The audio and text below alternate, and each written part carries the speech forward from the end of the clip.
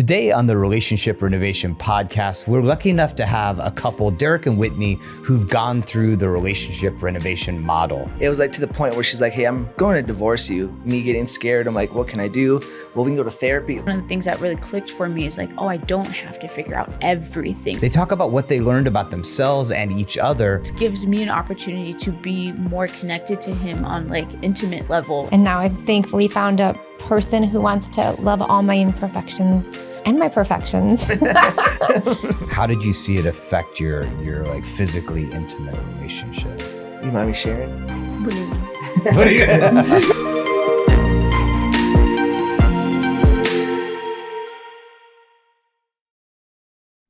Hello, all, and welcome to the Relationship Renovation Podcast. I'm Tarah Kerwin. And my name is EJ Kerwin, and we're excited because today is really a transition in how we're doing the podcast, and we want to bring in more couples because what we've experienced is that our listeners, they like when we open up, we talk about the fact that we struggle and we're not preaching from some mountaintop, that it's hard to make a relationship work.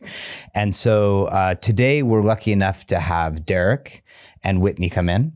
Hey, thank you for having us. Yeah, thank you. It's nice to meet you guys face to face. We've talked a little bit, but Derek and Whitney went through the relationship renovation model at our center, and they're gracious enough to come in and tell us, what the experience was like for them. So thank you guys. Yeah. And if I could just piggyback on something, yes, we are so excited to have more couples on because the couples who've been on previous episodes, so many listeners like saying thank you for sharing your story. It's helped us. A lot of listeners can feel powerless, like that their relationship can't change or that there's just something totally missing. And what we know through our own work and the work we've done with couples is that if you put work into it and stay true to what you know, that usually, not always, you will find that deeper connection with your partner. So I want to say, A, thank you for being vulnerable. B, thank you for not letting me have to hear my voice more often than I want to. But really I feel like your story is going to impact so many other people who might be feeling very ambivalent, scared, hopeless, powerless. So thank you again for being here. All right. So, if you wouldn't mind, let's just, start off maybe just individually. Could you guys just tell us each a little bit about yourself, Go ahead, babe. Of course. All right. I was serving the military for about over a decade. Okay. And I got in a horrible car accident that ended up having me medically retire. Okay. And now I was working in the aviation world for like 15 years. Now I'm into the transition to the mining industry. So I'm excited about that. I'm originally from Michigan, so it's a little bit different. Midwest. That's right. That's right. Woohoo! I'm from Indiana. Okay, at least you're not Ohio State fan. I'm That's not. all I care about. No Buckeyes here. No. So, and then now I'm living in beautiful Arizona, and I can't be mad because I don't have to worry about snow or anything else. So, Awesome. I'm Whitney. I guess I was a stay-at-home mom for like 6 years. And then once our son got old enough, I was like, I'm getting really, really bored. Like I need to do something. And then Derek got into his accident and I had actually landed a corporate job. I was like, perfect, this is going to be great. Then when he got in his accident, he needed like full-on nurse 24/7 there with him. So I ended up leaving that job. COVID happened. And during COVID, we got stimulus checks. And I was like, can I please have my stimulus check and our son's stimulus check to open this crystal and gem mineral business? Ooh, cool. Oh, wow. And he was like, yeah, go ahead. Actually, you can have mine too. Here, take it. So we took like $4,000. And now we have like $1 million company that Derek does help me run. But yeah, so now I'm a gem and mineral dealer. But before I have also a lot of like past knowledge on being a stay-at-home mom to a military member too, which is a whole different ballgame. That's a This beast is in its own. amazing. Yeah. It's a beast on its own. I got a little bit We of a could taste. have like 10 different podcasts with y'all. Yeah. No, 100%. And I got to see how the stay-at-home mom kind of thing kind of was when I was in the accident because I was like bedridden and I was doing stuff around the house and I don't know how she did it for 6 years. And I was just like, you don't have to anything to worry about. You get to stay at home. Like, I was like, no, this isn't the best. So No, it's the hardest job ever. I did it for 1 year with the twins and I was like, how do people do this? get me back to work. Yeah. I got a speeding ticket the first day I went back to work because I was rushing to get the heck out of there. I'm sorry, I had to share that. So how long have you guys been together? Let's get into kind of the two of you. How long have you guys been together? We've been together for over 11 years. We actually had our 11th year anniversary yesterday. Oh, congratulations. Happy anniversary. That's awesome. Yeah. So we've been, 11 years. Over 11 years. How old were you guys when you got together? 23. 24 and 22. So you guys are pretty young. Yeah. Derek's brain wasn't fully developed at that point. Hey. And just say, for men, it's 27, 28. For females, it's 22, 23. It's just it's science. Well, that makes sense with a lot of the troubles we had in the first couple of years. There you of have marriage. it. See, I have an excuse now.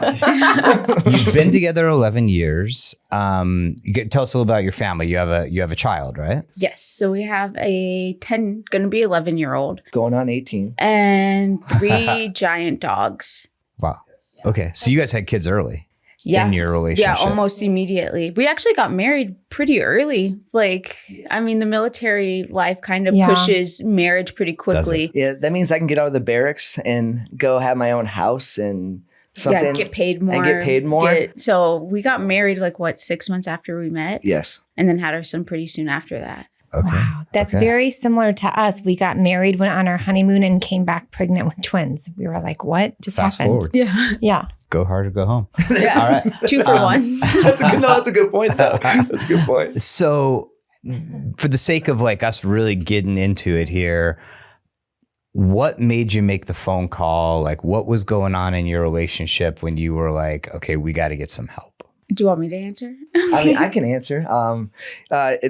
It's one of those things that you might hear a lot. I'm looking at this as a success story. Usually you don't realize you reach out for help until it's too late. Yeah. It was to the point where she's like, hey, I'm going to divorce you. Me getting scared. I'm like, what can I do? Well, we can go to therapy. We need to go do something. And then that's when it finally pushed me to put my ego to the side and be like, all right, let's go do a therapy. I need to fix this because, she means the world to me. And that's the last thing I want. And heaven forbid you go to a therapist doesn't mean there's something wrong with you or whatever. But yeah, it just got to the point, we waited till I pushed her to the limit for us to be like, all right, let's do this. Just to normalize that a little, that's 80% of the couples that come in. EJ and I are writing a book right now called You Had Me at Goodbye, because that's when couples come in. It's either we're going to divorce or we're going to try therapy. So it's just for whatever reason as humans, because we just wait for a crisis really usually to happen. So for you, Whitney, what were you struggling with? What was it that you were telling Derek that he wasn't hearing? It was kind of a whole compilation of things. It was just a bunch of things. We were kind of going through this new life where he wasn't in the military anymore. And so we were going through that new change. He had just gotten over this horrendous accident that had disabled him. I mean, he doesn't even have a real heel, a calcaneus. So he was in this very serious. So we were already having issues before then, but after the accident, I was like, well, I can't just say peace out. I needed to help him. I needed to take care of him. But I had even told him then, hey, I'm not happy. I'm going to get through this with you because I understand that we need, it's a changing of season.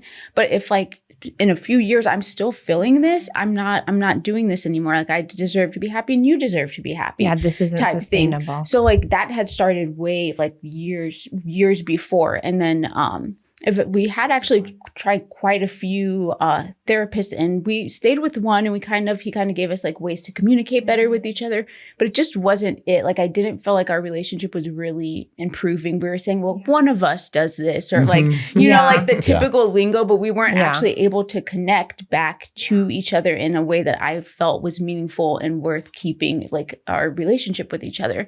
So finally, when I was like, hey, I was looking up, I had realized that the one therapist really wasn't working that well for us.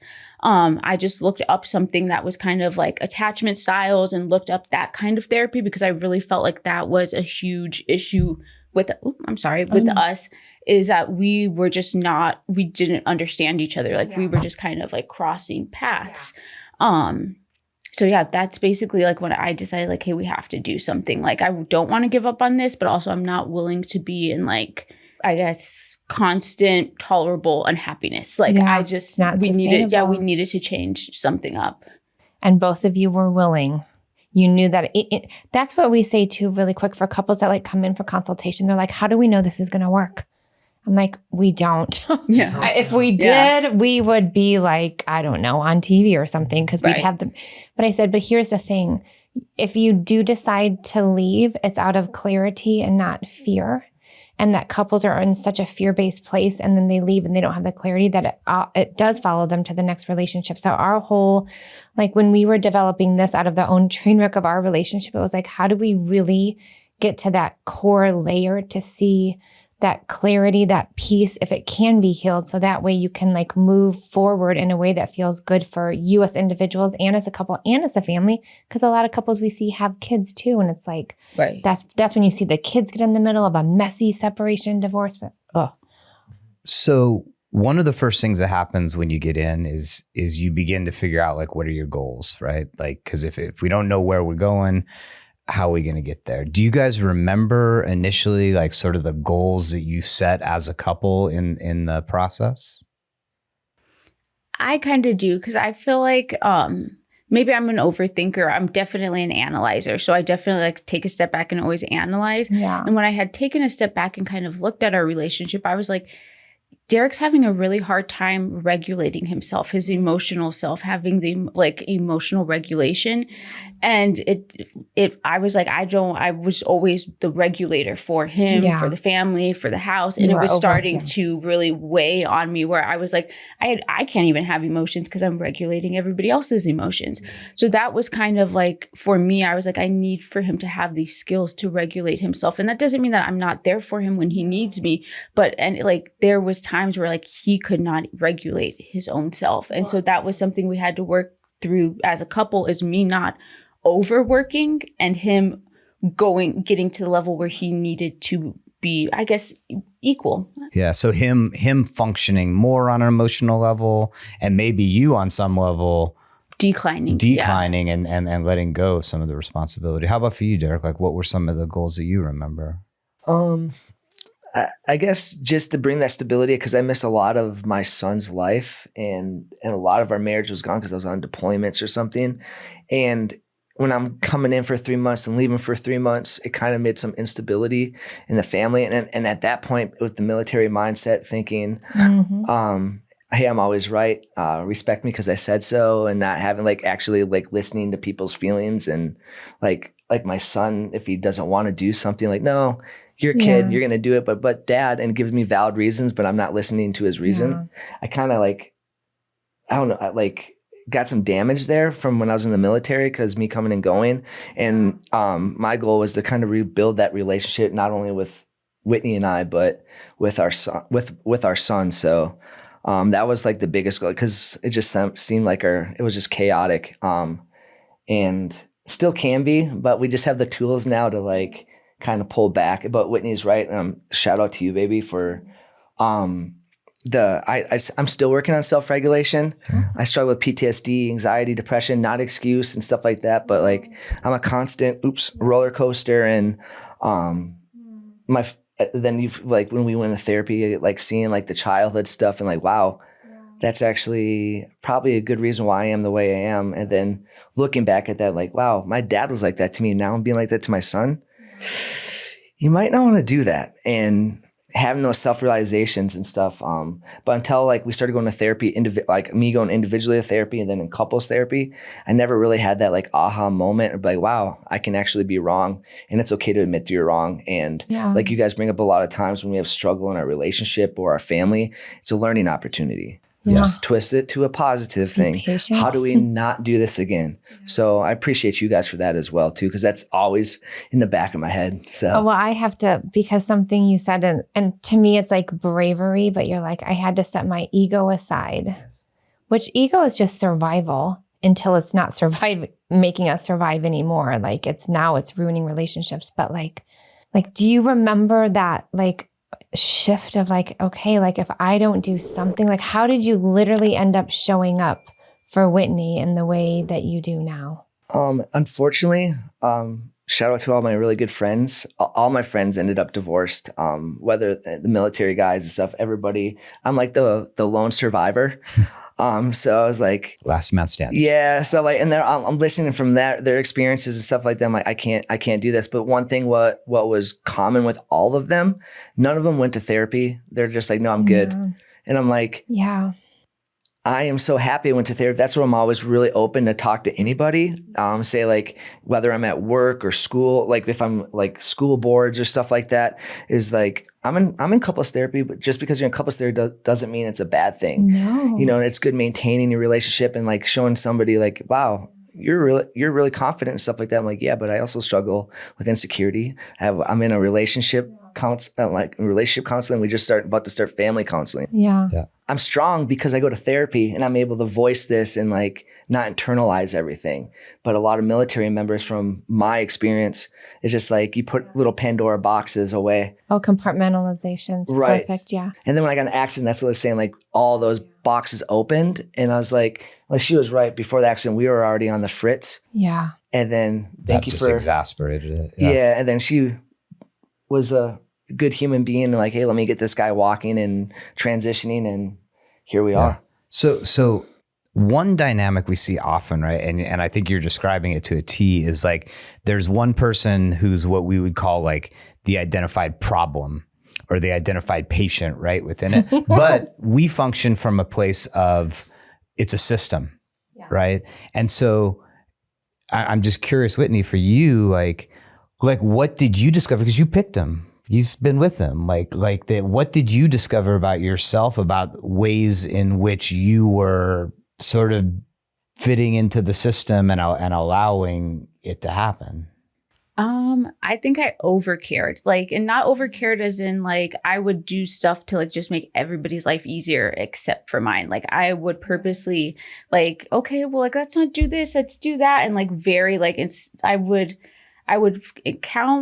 make Derek's feelings the top priority and then make everything else scatter around those. Yeah. And that didn't actually work, because when you're basing your feelings off of someone that's feelings are up and down, it makes for absolute chaos. So I was trying to control the up and down, and also make sure that he was feeling secure, making sure he was feeling happy, and also our child, and our dogs and all of this other stuff. So I felt like I was overdoing more than I should have. And in overdoing and taking some of the weight, Derek was not able to essentially hold his own weight. So it just kept getting heavier and heavier and heavier on me. And your needs. And my needs were gone. Like that was one thing when we started therapy. I was like, I can't even express any emotion, because the second I express dissatisfaction or unhappiness, it gets flipped. And all of a sudden now Derek's upset, and now I'm consoling, or I always used to say, I'm pacifying you. I keep having to pacify you. You should be able to hear that I'm upset. I'm allowed to be upset. I'm allowed to. But for the longest time, I would never say if I was sad, mad, anything except happiness, which then just turned into nothingness. I was just not feeling at all. I love that. So we've just had this dynamic actually even in our own relationship, but like you're the overfunctioner. Right. Until you can no longer overfunction, because now you're like a shell of a person. Yes. But what happens is, and it's this very unconscious dynamic and couples don't realize it, now they're creating a codependency where you're responsible for the emotions and feelings. So now you can't be who you need to be. But now it's a disservice to Derek, because now he doesn't know how it's going to get put back on him to regulate. And so many people don't understand that there's this now codependency that's created that does not feel good at all. But once you can pull out of it, a lot of couples don't. You guys have. I love that you're here. I really do. It's like you've got to see it's actually this mistrust and you don't even know it, but I can't trust that Derek can actually handle it. So I'm going to handle it for him. Yes. But that usually comes from childhood stuff. Because if I don't handle this, I'm not safe. But now that you guys are, and it's a lifelong thing, I'm an overfunctioner to the nth degree, but I recognize it now when I'm doing it. I'm like, actually, no, go pick up the towels in the bathroom. You are 10.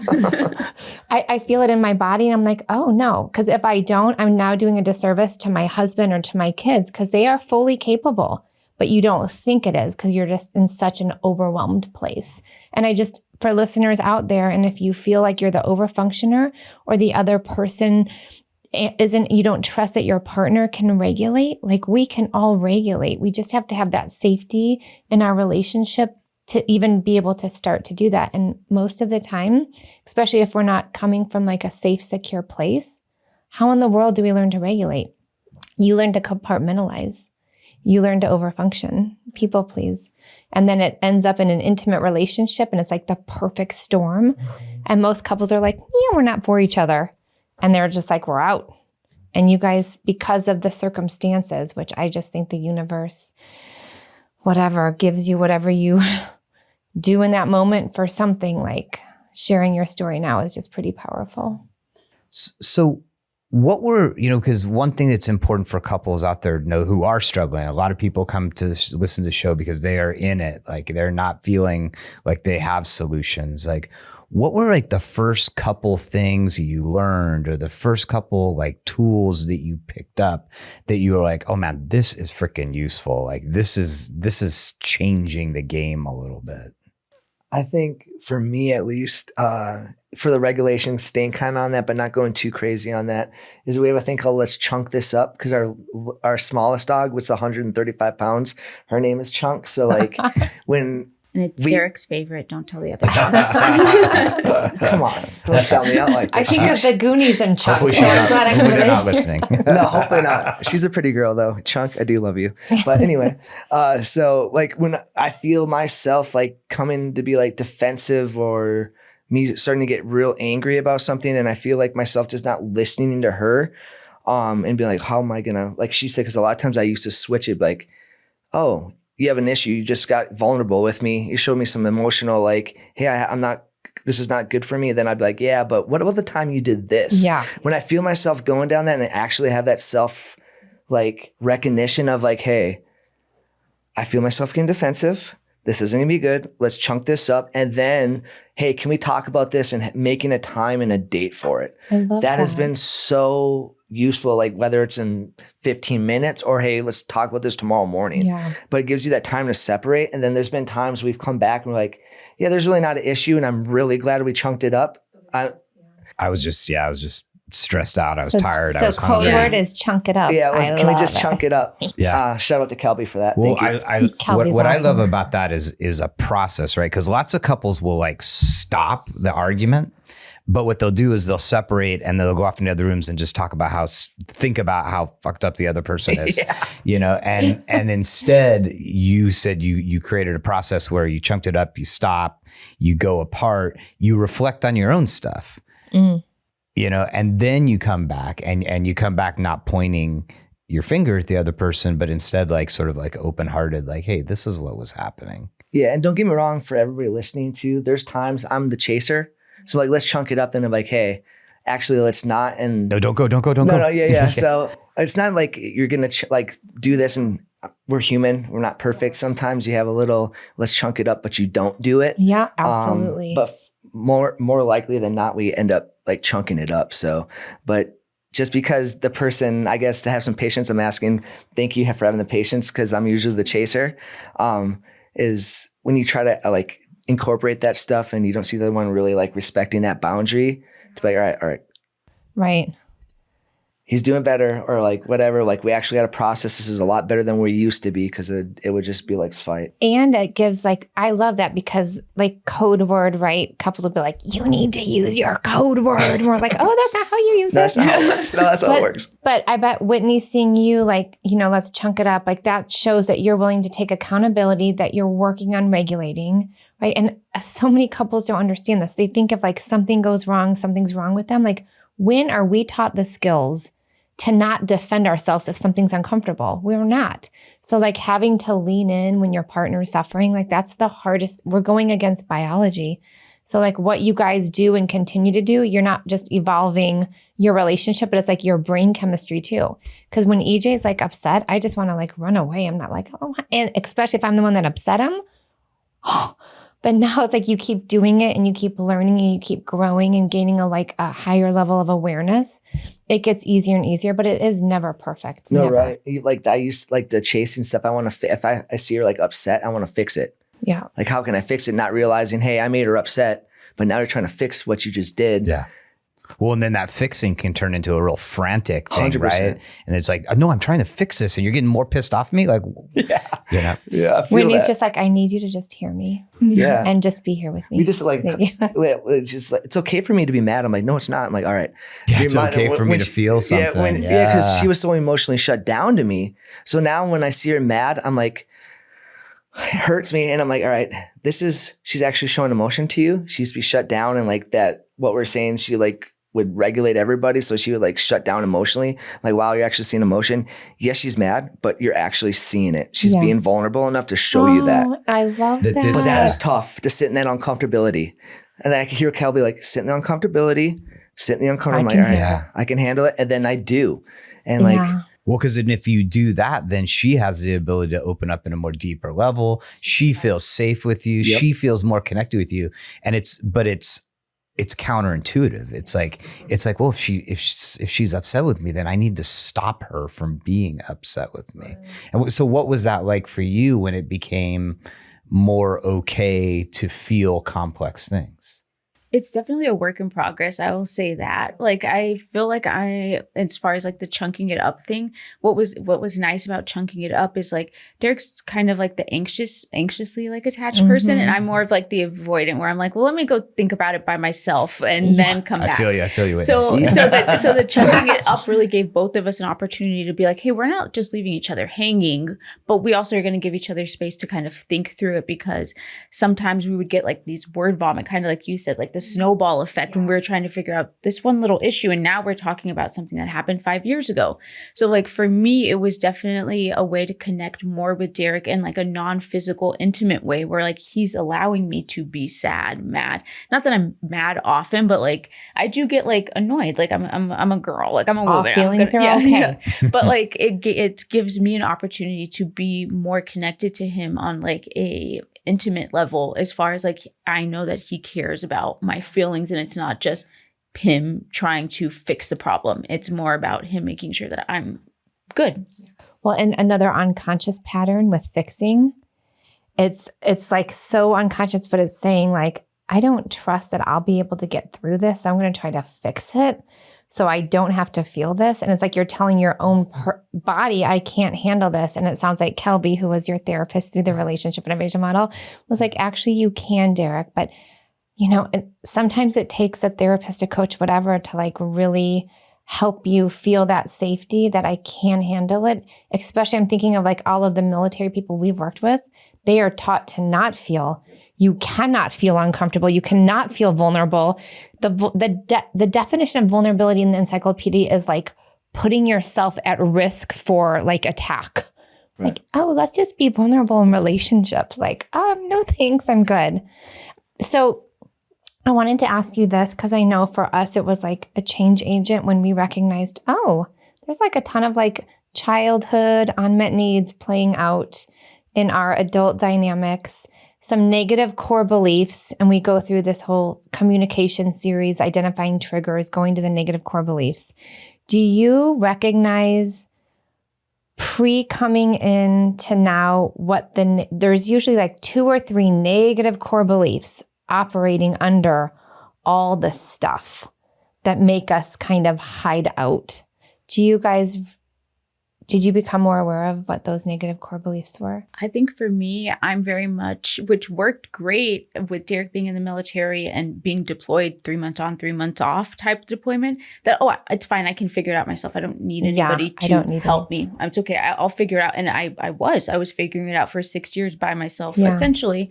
But then when I realized, I was like, me figuring out everything by myself is just making me feel resentful against him, because I feel like I have to figure out everything for everybody. It's all on me. And so I recognize that as a childhood thing. Like I probably had parents that might have been a little bit less focused on like the emotional health and more of like, do good in school, do good in sports. So I very much always had a very like external, like, do good at your job, do good. So like I always had to figure out stuff by myself, and then also be at a high level of performance, whether it was school or sports.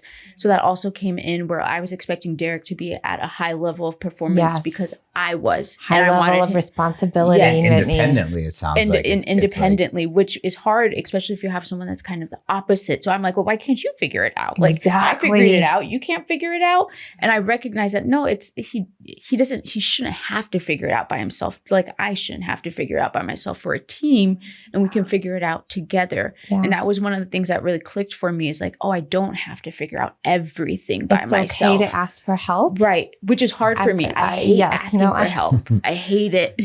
Just remind me to tell you the story. The first time I actually asked for help after the twins, and it was at a barbecue with mother-in-laws, and I screamed and cried, "Can't somebody just say that I need help?" And nobody could. They're like, "No, you're like super." Like I had that portrayal of like I am Superwoman. I got this shit. And I actually didn't, but I didn't let anybody know because like me growing up too is very similar. So how about for you, Derek? I know you kind of alluded a little to like, I can't handle this or whatever, but what were the negative core beliefs that are now kind of shifting as they shift throughout life into more of the positive ones? That's a tough one for me. The biggest thing, I guess the confidence stuff for me. I always had like people telling me like growing up, like my mom or like somebody like, "Hey, you're doing so good." You're like, I had like all this, I got like external, like me believing in myself. Mm-hmm. So like later in like life when I don't have those people, like, so Whitney's very smart, independent. And I came off as confident because in the military doing all that stuff. When I didn't have like that, like not say like my mom, but her nurturing, be like, "Babe, you're doing so good. You look so great." But my mom would be like that to me because I was like the little baby boy. Mm-hmm. So like when I didn't have that existent in a relationship. I'm invisible. Like, does she even like me? Yeah. Does she like other guys more than me? Or like whatever. And then I'm getting insecure, but not like, because I had no that validation. Instead, like my mom, like, "You're the best at this or doing that." And like my hype man. I didn't have my hype man like that, but her again, like, "No, I don't need to do that" type thing. Me realizing like, yeah, I'm my biggest hype man. I can do that. Yeah, she is my supporter. She can support me, but like having that self, like, "You got this," instead of having somebody tell you got this. And like, don't get me wrong, there's still times I need that. Totally. Like with in therapy, like, "No, you can be uncomfortable." I'm like, "All right, you're right." And then once I make it up and like I decide to do it, I can do it. But I think that was one of the biggest things for me. What's that anxious attachment stuff? Yeah, I'm super anxious. I need constant like validation that I'm okay, that we're okay. And it's just not possible, you know? Yeah. It certainly makes complex moments, because if somebody comes to you and says like, "Actually, I don't think you're okay right now," it's like, what do I do now? Yeah. Because I can't hold that space on my own. Yeah, like shout out to my mom for like babying me, but no, like you kind of ruined me later, because then like me being gone. So when I came back from like deployments and stuff, I would see her like babying our son, and I'm like, and I'm like, "Why are you doing that? He can do it himself. He's gonna be a man." Blah blah blah. Not realizing like, dude, your mom was doing the same thing to you, and like now you coming in saying, "Don't be doing that. Let him figure it out." You're kind of damaging him. But it was also hitting your wound. Like you see Whitney like giving all this care to him, and you're just like feeling like, what? Yeah, what about me? Am I just like chopped liver? Yeah. For Chunk? Yeah. He'll eat it. She's a girl. Yeah. I know. I'm associating Chunk again with Goonies guy. Okay, stop. So as you begin to build this awareness and you begin to like make these shifts of having a voice, and it's okay to ask for help, and I need to validate myself, I can't depend upon, what begins to shift in your relationship? Like here's kind of the fruit of the labor. Like what changed for you guys? I will say it made me feel better about, because I felt like I was a burden to her, that I could actually self-regulate. I could actually find my own self-validation, and like it's not wrong to put yourself first once in a while. Like, "Hey, let me go to the gym. Let me go do this. Let me take care of myself so I can show up for her and my son or our son." So like that, the fruits of labor is like when I started doing that, I'm like, wow, it was okay for me to do that to for myself, or like watch the game with the guys or whatever. I wasn't like shorting out my family. Like I was taking care of myself so I could show up for the house. I think that makes sense. Building inner confidence and inner security. Without depending on her. Absolutely. You're taking which the is what you individuation like. piece. Yeah, Did you like to see that? Yeah, which ended up being that I had less, I guess it was self, like gave it to myself, but like less responsibility for his feelings. Like I was able to be like, you know what, if he's upset and he's upset, I know that he is, he'll come to me if he needs for me to help him through anything. So like, it wasn't me always trying to monitor. Like I was a constant monitor of the house, like monitoring everybody's feelings. And it like let such a weight off my shoulders because now I'm not having to constantly be listening. Well, what are him and Vaughn talking about? Like, oh, is he like getting upset? Like I'm able to like just chill and be like actually in like a more relaxed state instead of a constant like hyper vigilant state. And trust, right? We talked a few weeks ago about about trust as a component of emotional intimacy, that the more we can trust our partner, the more safe we feel. It sounds like it was like, okay, I can back off. I can trust that this guy's going to take care of himself. And that we have to give him the chances to do that. The biggest thing we always say, give me the opportunity to show you, please. Like, cause she would still like, we both would go in old habits of like treating each other like the person 6, 7 years ago, 5 years ago. Like we're not those people anymore. Yeah. Give me the opportunity, or like give her the opportunity. And yeah, like there's just like the self-realization, the fruits of the labor, even like cause at work or whatever, like, Derek, you're awesome. Employee of the month, this and that. And then I come home and I'm like not getting the attaboys. That doesn't mean nothing's wrong. It's just like, I used to take that like really, I'm like, why didn't you tell me I'm good? Everybody else tells me I'm good. Like looking at that, I'm like, oh, wow, you're really trying to run yourself into the ground here. So for those people out there that are like you, that are in the relationship, that when their partner gets really upset, they want to fix it, or it feels like really horrible, like, oh, they must not love me or whatever. Like, what's the process right now that you engage in those moments that's different than before? Ooh, that's a good one. So I guess when it comes to that type of stuff, like not to have that self, like really, like, I don't think like the thinking, again, going through therapy with Kelby, like I don't think about that anymore. I'm not that person anymore. So like if I am having those moments, like that's not who you are anymore. Yeah. Kind of laugh at yourself. You could catch it and like, oh, snap that. That's the old guy. That's old story. That's old Derek. You're not getting me, laughing, and then keep on going on. Like that's been like the biggest thing. Again, I got affirmations I read that show up on my phone. Like, you are strong. You are this, whatever. I even write on my mirror, I'm proud of you. You are a good father. You are a good husband. Like to remind myself that, because sometimes when I used to go down those roads and I would just be toxic. Not realizing I'm not that person anymore and snapping myself out of that before I start getting destructive. So can I share something as I hear you talk? Because I feel like I know that you guys are still working on building like a secure attachment from an anxious avoidant attachment. Like that's our whole life goal, right? If we can build secure attachment with this person without threat of leaving, that's amazing. Your previous Derek self, right? Like compassion for that person, like look at all you did through in the military. And like, it was just a symptom of like your childhood and how your parents raised you. But really like, instead of like, I don't want that Derek to be here, it's just like this compassionate voice, like, oh, of course you're there, boo. You got me to where I needed to get from. And now I'm shifting. But like, instead of like having that negative association with who you used to be, it's almost like a compassionate voice for him. Because you didn't know what you didn't know at that time. No, 100%. I didn't know what, like you said, I didn't know what I didn't know. And then kind of put the ego aside, like, wow, you're not right here. Because the more compassion you have because I still have all my old stuff pop up, and I used to be like, oh God, I'm still like, why is that still there? Like I would get overwhelmed. Like I've been in therapy for years. And then now I'm just like, of course you're there. I'm like, this is a party that just tried to survive from like a little kid up until whatever. And now I've thankfully found a person who wants to love all my imperfections and my perfections.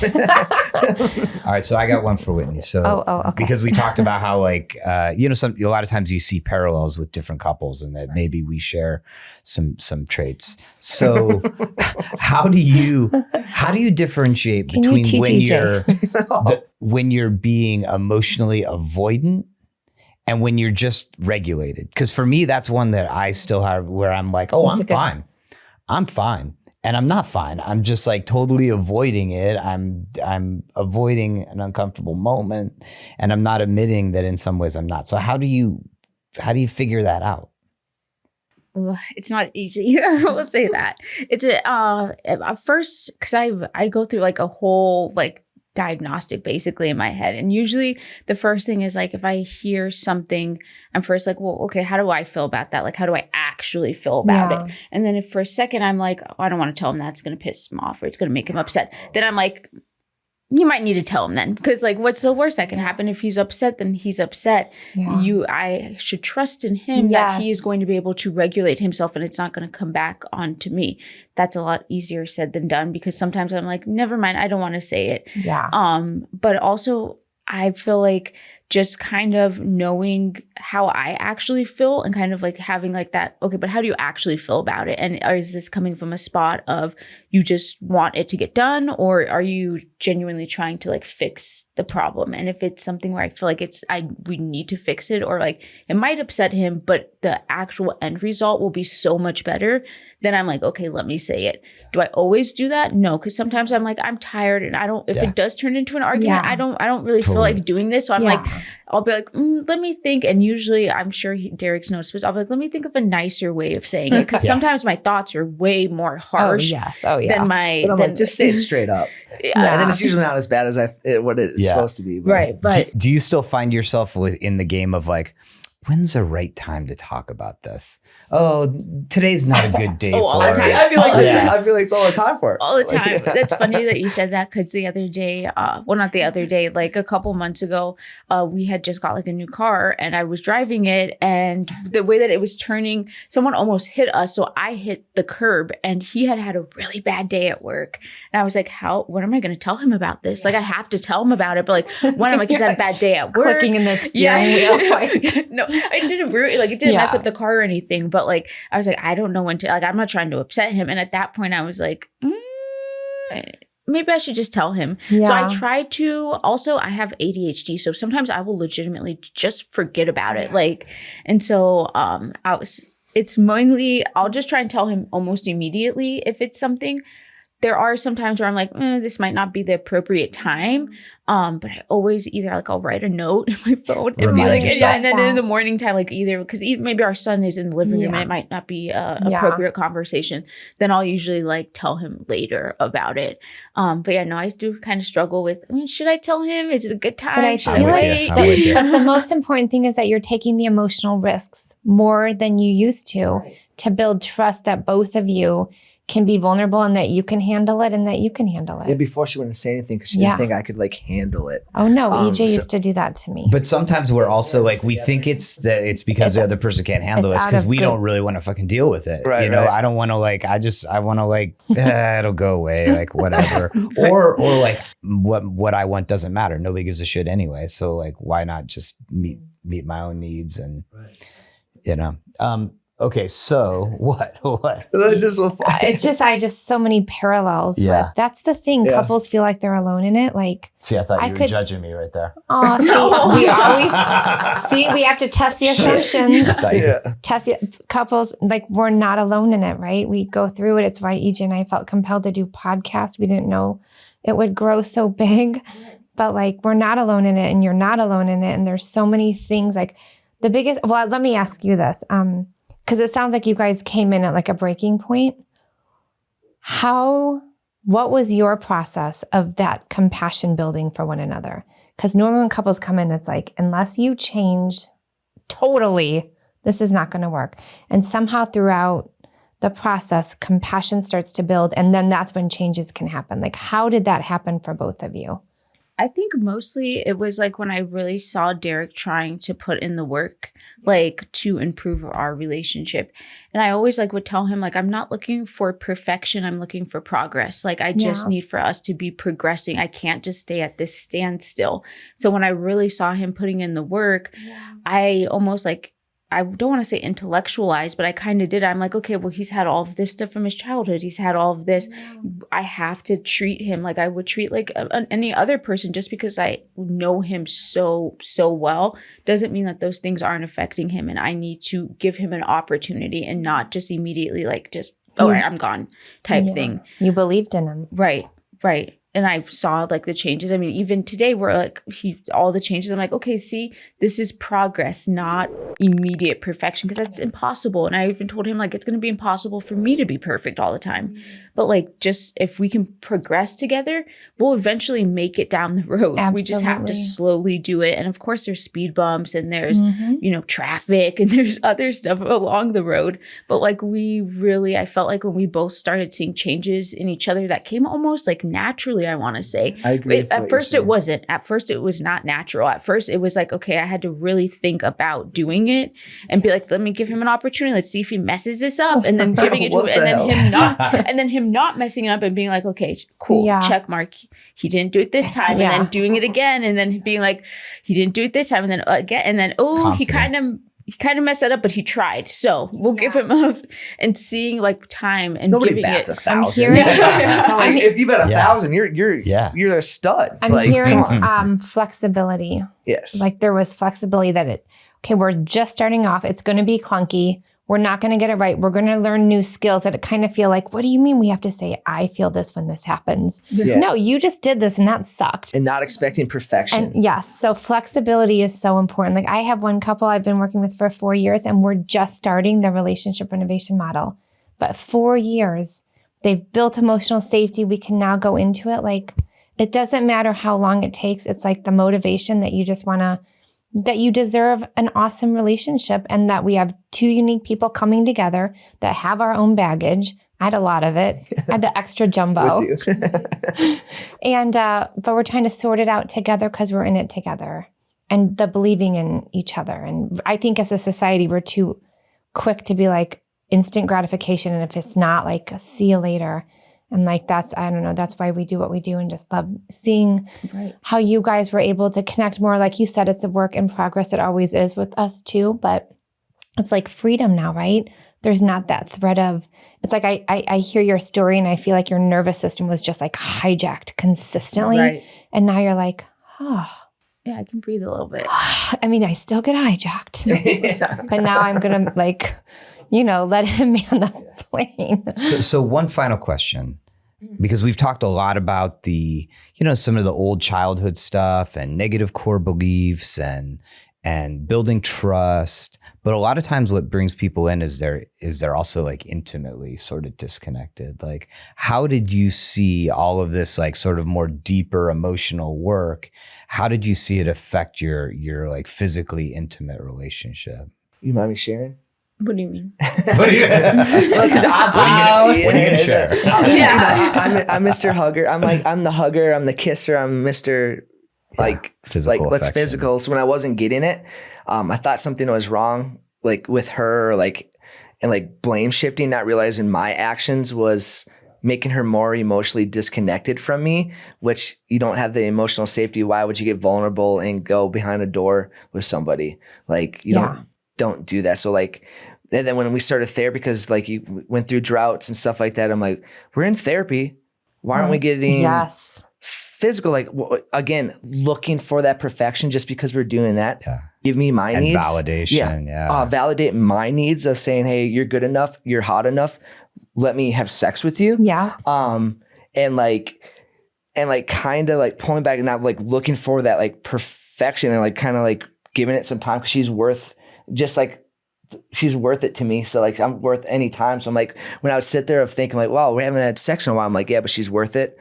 I'm getting that emotional connection back. Everything will be better and just being patient instead of being what's wrong with you? And making her feel bad because she wasn't being physical with me. Because a lot of guys well, if my wife wasn't having sex with me, fuck her. Or like, oh, excuse Oh, me. no, like, we've but, seen it, we've heard it, trust but me. like, come on, man. Like you look in the mirror. There's a reason why she's not having sex with you. It's not because She of her. doesn't feel safe with you talking about the groceries. How is she going to feel safe with you? Yeah, like, going in the bedroom. Like, and you actually reminding yourself of that. And again, like, just because you're going through therapy doesn't mean you're going to have sex. Just because you see one therapist doesn't mean they're going to work for you. We went through multiple. Don't give up. If she's worth it, you'll make it through. And she's worth it to me. Like, if it took me 10 years of be intimate with her, I would have done that just because we're in this together. She didn't get that damage by herself. So again, me, Mr. Fixer, whatever, like, let me help you fix that. And I can't be mad when I don't get my, my stuff too. So, well, and it's patience too, but you can also feel it. Like you could say, like, you could be disingenuous and be like, yeah, no, like, I'll be patient, but you can I can feel underlying sexual tension. And if like EJ's like really truly being genuine, like, and I know he's shifted now, like he's like genuinely like patient and flexible around our physical intimacy because of multiple things. But before it didn't feel genuine. And I was like, no, like you might say that, but what the actions are, and I can feel it underneath. So it's like, it means that you really, I think for Whitney, not for me, but like that internal shift really has happened because you would pick up on if it was true or not true. No, you're right. And I think the being genuine and the authenticity of, instead of her feeling like, oh, if I don't have sex with Derek, he's going to be mad. Then her actually kind of feeling forced or like obligated. Again, self-regulating, not comfortable. Let me fix this. Would I rather have a girl that, or a woman that wants to have sex with me or feels I have to. So I can just like be good for like, so I can be good. And me looking back, because like in our relationship that was happening, me in the moment wasn't realizing that because I'm getting my ego stroked at work, blah, blah, blah. Hey, you're my what? And then looking back, I'm like, wow. Again, I apologize as much as I can. Like, I'm sorry for doing that. But having that, like, wow, that wasn't right. And like, it was kind of hard it's like the hard truth, but it's something that happens, I would like to say, in a lot of relationships. Absolutely. So do you connect with that, Whitney? Is that what he's saying? Yeah, I think so. I think for me more, I was just like, I'm just not going to do it. Like, I'm not going to give and give and give and then get absolutely nothing back and still be in the same predicament. So I'm like, something has to change. So, I mean, let's start with that, like, type thing. And I don't think it sparked the change. I think that, like, hey, we maybe should get divorced is what really sparked the change. But I think after I was like, I'm not just going to pacify you to make you feel better. Like, if I feel like I'm not getting my emotional security met, I'm not about to give you all of it. Like, we have to somehow meet somewhere in the middle. And you guys know the withholding feels so punitive. Yeah. And you guys like love each other, but somehow we end up like punishing each other. 100%. And when we're the most physical with each other, that's when me not knowing that when she was the most like drawn away from me too. Like, just because you're being physical doesn't mean yeah. And which as a guy, I'm like, what do you mean? I'm having sex. Yeah. This is great. And she's like, yeah, I'm emotionally disconnected. I'm just like a piece of meat. Yeah. Well, and I think for guys, like when they do engage in that process of trying to create that emotional safety, is not knowing like what's the measuring stick here, like when will she start feeling safe with me, and that it's not a switch. And I feel like that's something that Tarah, like we had like a huge sort of like breakthrough in the last couple of years, but it's still happening. I mean, it's still like, it's literally an everyday thing, is like creating emotional safety, you know, being there, being okay with the varied emotions that come, being open myself. It's an ongoing process. So I mean, thank you guys. Can I ask one more thing? Yes. So wait, first of all, shout out to Kelby. I know that you guys felt amazing. Thank you, Kelby. Yeah, thank you, Kelby. Like, I'll say it again I'm like, I'm so glad I met Kelby, but I'm also so upset because I'll never be friends. I can't ever like have that friendship with him. And I'm like, but thank you for being our therapist, but I love you to death. I wish I could just like go hang out with you on the weekend. Like, let's go on a hike or something. Yeah, that's sweet. I remember the first day we interviewed Kelby, and I'm like, oh yeah, he's a part of our team. Like, just that Teddy, he's amazing. So just, you know, for you guys, for us, for anyone listening, like, what are the skills that you're going to continue to do daily just to make sure you continue to build that intimate, deeper connection that both of you are striving for? I think understanding, really having some like take a step back and have like empathy for the other person. Like if he knows that I've had a really long day, he is like, do you want me to cook dinner? Do you want like, he tries to, we try and make each other's lives easier and not harder. And when you do that, it makes everything just kind of a little bit, because if you want to make someone's life easier, that person can feel it. And they also get the benefits of like making like if I know he's had like a really long day, I'll be like, hey, let's, go for a walk and I'll make dinner or do stuff that, and it's little tiny things. Cause I always would say like it's death by 1,000 paper cuts, but it feels like it can be the opposite of that. We're in it to little win this. Tiny like accomplishments mean everything to our relationship instead of like these big like monumental things. It's little things that we constantly are doing to make each other's lives easier out of like love and empathy and compassion for each other and for our family too. Yeah, just because you're having a good day doesn't mean I'm having a good day. I'm having that empathy like that, like you're saying, like, and she always like she says, we have our nights to cook. It works out for our family, but there's some nights it's not my night to cook, or it's not her night to cook. And they're like, but I can see something's off. Let me help you out on that. And I appreciate that. Or like if we haven't been going to the gym, she's like, we need to go to the gym. It's good for your mental. It's good for that. Cause she sees me not in the gym. I get more anxious. I'm more depressed. I don't have that outlet. And I appreciate you for that. But I agree with you. It's just being like patient with each other and like understanding and showing up for each other. Would you have thought that you would ever be sitting here? No. However long ago? No. And can I just share this? Because I know we have to leave. You guys have supported each other in becoming better versions of yourselves and for each other. And that not a lot of couples stay with that process. It's actually only 25% of couples that stay with the couples counseling process. Wow. So you guys should be really, really proud of yourselves that both of you have helped each other grow in such a tremendous way. And then also what a great gift for your son to see. Yeah. Right. Like, amazing. And the other thing too, I don't want to be too long-winded. I'm Mr. Certified Chatterbox over here. Awesome. How much do you get paid for that? I don't know. Free 99. It's like free 99, so it's free. But like it's just to the point. Again with therapy, even with our son knows we go to therapy, and now we're starting a family therapy because now her and I, our relationship's stronger. It doesn't need that as much as attention. So like, all right, as a family, let's build this. Hey, Derek, it's time for you to show up. Show your son that it's okay to go talk to somebody. Not to mention go in there and he's like, wow, Dad really, because there's times I know he's like, Dad does really care. Or like, yeah, I do. I'm sorry. Like how bad have I showed up in the past? Let me show up to you now. And how can I do that? And like having them be more, to the point, like even with parenting, another win, I say it all the time to people, is that he even sometimes doesn't abuse it. He'll ask for mental health days.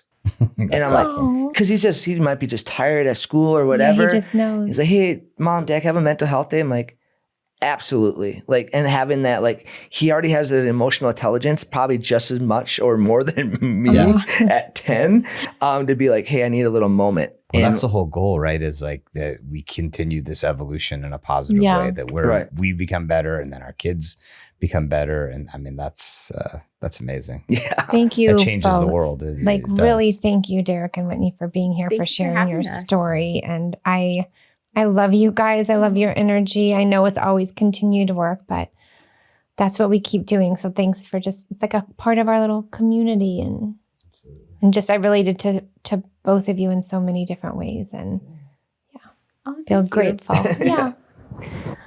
Oh, I forgot I ended. So thank you, Derek. Thank you, Whitney, for being here, for sharing your vulnerable story. And really, I think it's creating hope for other couples that, yes, it takes some flexibility, some patience, but it's worth it, because when we can feel together in it, it makes the world feel a lot less stressful. So thank you for listening. As always, take care of yourself, take care of each other. Bye-bye.